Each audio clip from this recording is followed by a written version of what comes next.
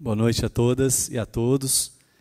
Quero aqui dizer da nossa alegria de celebrar esse dia, de celebrar esse momento, saudar aqui a nossa mestra, a nossa referência, a deputada Arlete, inspiração para nós novatos que chegamos aqui e estamos aprendendo, né, ao longo desse ano a como enfrentar o sistema, como poder se colocar aqui de forma altiva, de forma combativa. Então, a Arlete tem sido para nós uma verdadeira professora. Saudar aqui o Fábio, meu amigo, Diego, que tem uma grande responsabilidade perante as políticas públicas orientadas à população negra aqui no Distrito Federal. Saudar aqui o nosso professor Nelson. Esses dias nós fizemos uma formação com a nossa equipe de mandato sobre racismo e ele, com muita generosidade, participou conosco, palestrou, foi muito especial. Saudar aqui a Jacira, representando a luta, o movimento social, esse embate necessário, essa organização da sociedade, que sem ela não existe nenhuma conquista, né? Não existe direito sem a sociedade atuando. E saudar aqui o Giovanni também, representando um movimento negro, histórico, necessário para esse país ainda escravocrata. Apesar de não ser legalmente escravocrata, ele é um país socialmente escravocrata. Um país que não corrigiu as suas distorções, que não visita seu passado. E quero dizer que, para a desconstrução desse mito da democracia racial, eu, como professor, ao longo desses 15 anos, no ensino médio principalmente, tenho notado o quão difícil ainda é fazer esse trabalho de desconstrução, o quão desafiador numa sociedade e numa educação ainda muito eurocêntrica, elitista, numa educação que olha para a história do negro, que olha para a história da África, que olha para a história da formação do povo brasileiro e não admite e não reconhece o valor da cultura negra. E principalmente trabalhando nas escolas privadas. Na escola pública também existe isso, mas na escola privada ainda é pior, né, porque ela é majoritariamente branca e os poucos estudantes negros que nós temos não se sentem contemplados, né, não se sentem representados ali. Não tem professor negro praticamente, né, não tem diretor negro, não tem gente ali na coordenação, e eles não se veem ali representados, mesmo sendo da elite, mesmo sendo de classe média. E a dificuldade de compreensão do que foi esse histórico racista do Brasil e que é também o nosso presente racista. Desde lá do mito do embranquecimento, do mito da democracia racial, que, muito embora não tivesse assumido, Gilberto Freire deu alguma contribuição para que isso fosse constituído.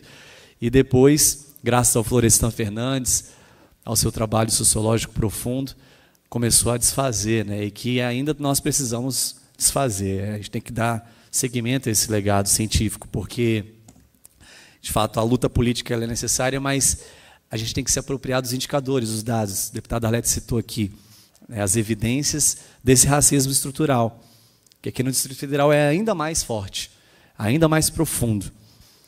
Então, hoje, o Dia da Consciência Negra é, para mim, como branco, também um dia de conscientização, porque o branco ele precisa reconhecer seu privilégio. Eu, como um homem branco, eu tenho que reconhecer que eu sou um privilegiado nessa sociedade.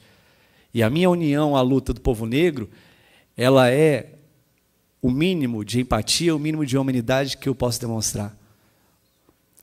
Então, não é o dia da consciência apenas dos negros, mas de toda a sociedade, principalmente dos brancos, que tem que reconhecer seus privilégios. E que, se quiserem viver numa sociedade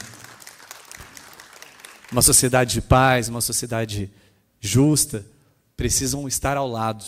Isso vale para os homens em relação às mulheres, isso vale para os brancos em relação aos negros, isso vale para os adultos em relação às crianças. Porque as crianças que não têm muitas vezes voz, acabam vivendo numa sociedade adultocêntrica que precisa da parceria dos adultos no reconhecimento da sua vida, das suas necessidades e prioridades. Acho que é isso que a gente tem que tentar transmitir com generosidade, porque para quem já se conscientizou e para quem já está na luta, é fácil, né? É meio que óbvio fazer essa disputa e fazer essa construção, mas muitas vezes para quem não conseguiu, para quem não entendeu, ainda mais numa sociedade de pouca sociabilidade negra, nos espaços de poder, nos espaços de prestígio, como é esta casa. Então, quem criou a consciência tem que ter generosidade. Então, as pautas identitárias, elas precisam ser trabalhadas com muita serenidade, porque não é simples, né? Não é simples, parece óbvio, mas não é. Não é. E acredito que o salto que a gente dá é essa vinculação entre as pautas identitárias e as pautas estruturantes da sociedade. É preciso combater o racismo como violência simbólica, que acontece todos os dias. Apesar de no Brasil a gente ter criado essa manobra chamada injúria racial, que é uma manobra jurídica para não admitir que o racismo é inafiançável, imprescritível, como o artigo 5º fala, a gente criou lá a injúria racial para amenizar o crime, mas combater a violência do racismo nas questões estruturantes da sociedade, na educação, na cultura, na liberdade religiosa e na denúncia e no tratamento dos crimes de intolerância religiosa, na garantia do emprego e da renda, na inclusão produtiva da população negra. Tudo isso é que vai nos malucos aí desses alucinados que não conseguem lidar nem com a própria crítica ao racismo, né? Já é o sinal de que são racistas, até mesmo nos indicadores, nas políticas públicas, no orçamento que é distorcido. Então, se a gente sabe que a maioria da população negra está na periferia, então o dinheiro tem que ir para a periferia. A gente tem que construir escola na periferia, a gente tem que levar as políticas públicas para a periferia, os equipamentos culturais para a periferia. E aí, assim, a gente vai desconstruir o racismo estrutural. Então, é esse o avanço que a gente precisa ter. Então, quero aqui saudá-los, saudá-las e dizer que dia 20 de novembro, a partir do ano que vem, se depender da gente aqui, vai ser feriado para a gente estar nas ruas celebrando o Dia da Consciência Negra. Obrigado.